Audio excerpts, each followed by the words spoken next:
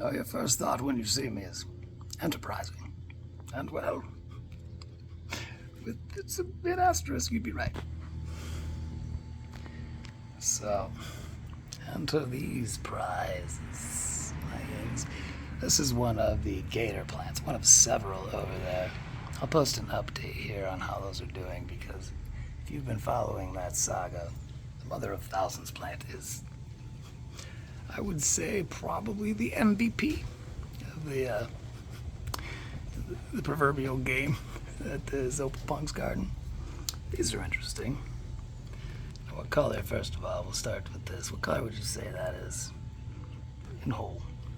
I would say that arguably there are overtones of scarlet. Well, that is a plant called a begonia.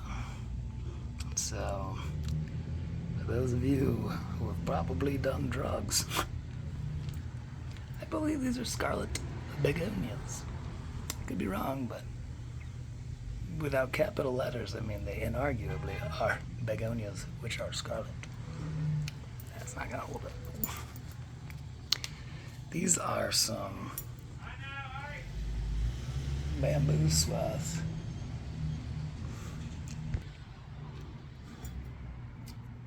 Okay, so I was talking to somebody, but it gave me the idea of like positive heckling. Just like, I know, right? You were right about what you're thinking. It's like, oh, cool. What do you call it? Something between validation and catcalling.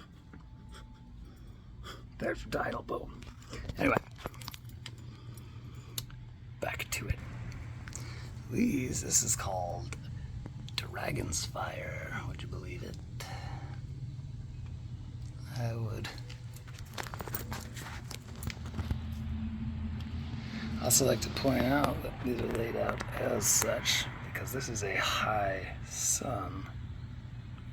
This needs, as much sun as it can get while also maintaining, and I'm not kidding or exaggerating, moist but well draining soil. It took me kind of a minute to reconcile. This is one of the rescues I'm most proud of. Because not only was it so haggard when I got it out of the clearance rack at Lowe's,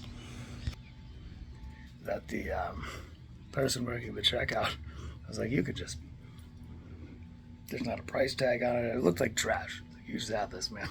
I also bought like a bunch of other plants, but whatever. So, now, bring it back here with promises of it's gonna be okay now. I set it out there. I looked up the perfect environment for what I thought it was. Turns out it's a banana tree. I thought it was another helicosia.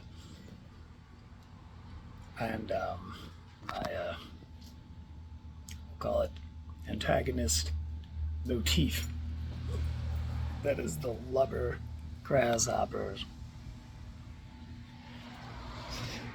Horsehead on the mattress made an example of this fucking thing. Took it down to the stock. Like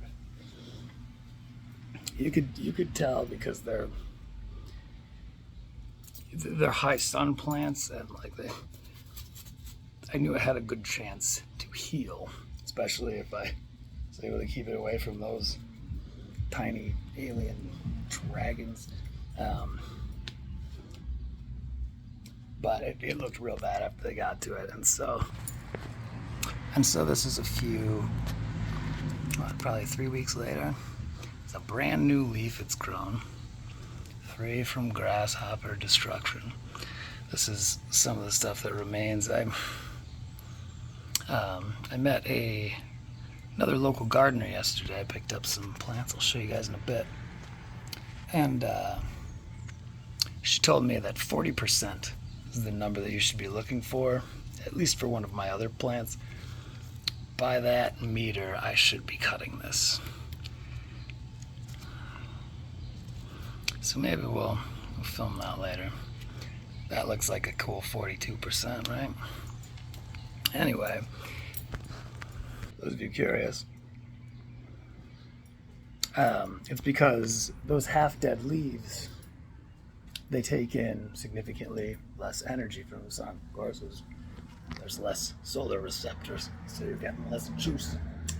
However, to follow that metaphor, those leaves which are bringing back less energy themselves still require, we'll say, the same amount of voltage.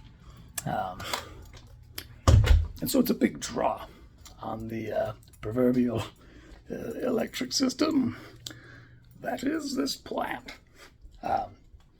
So it really juices and squeezes. It's paying more energy than it's getting out of it once it's past 40%. According to a friend of mine who gifted me the coolest freaking plant. I gotta like get her permission to like at her or something. I'm like, but like, dude, what a homie. I don't remember exactly what I said. We just been talking for a minute, like nerding out on plant stuff. She was teaching me shit. And then she literally goes, you know what? And just pulls this thing up. And that thing is... Right, I have to do it. Cut 2 seems a lot easier when you're not the person doing both cuts. Cut 3. I know.